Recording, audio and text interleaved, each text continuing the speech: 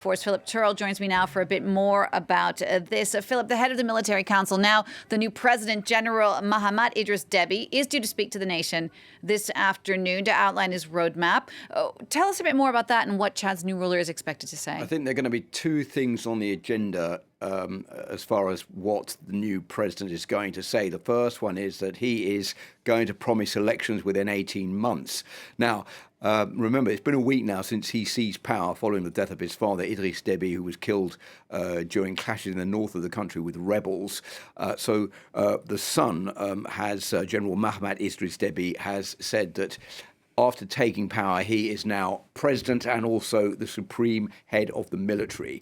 And he is pledging to organise elections within the next 18 months. Why 18 months? Because he says the country needs to come together to be able to organise those elections, which should be free and fair.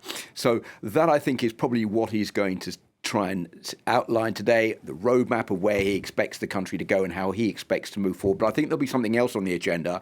I think he will try to reconcile the fears in Chad that maybe him taking power directly after his father and creating this military transitional council, which has banned the protest today taking place in the capital, N'Djamena, will not try to install a president on a permanent basis like Idriss Deby was for 30 years. One of the big complaints about the former president, the late President Idriss Deby, was that whenever elections came along, those elections were organised so that any opposition was snuffed out and he was guaranteed of remaining in office. And just a day before he was killed, he was re-elected with 80% of the vote. And many observers in Chad have said, well, this is just a travesty of a democracy in the country. So I think there will also be words from the new president to try to pacify fears that he's going to follow the same path. Now, Philip, the Military Transitional Council has also named a new interim prime minister, but that nomination seems to have split public opinion as well. Well, that is true. Albert Pahimi is the new prime minister. As you were saying, he's already held that office for 2 years between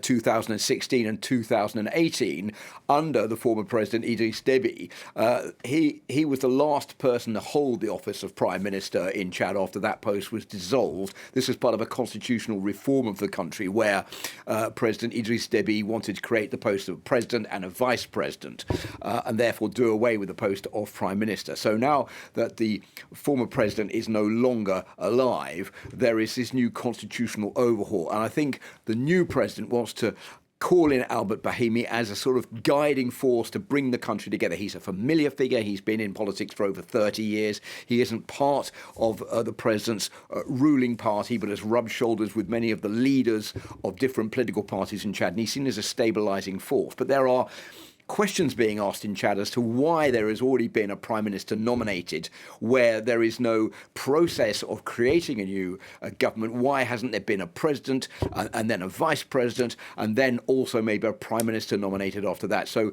a lot of people are saying two things. One, this is like bringing out old clothing again, dressing up the new regime with old clothing. They're going to carry on the same thing. And what we need is a new start in Chad. And therefore, we don't think that Albert Pahimi is the right man to do the job. Philip, thanks for that. France 24's Philip Turle.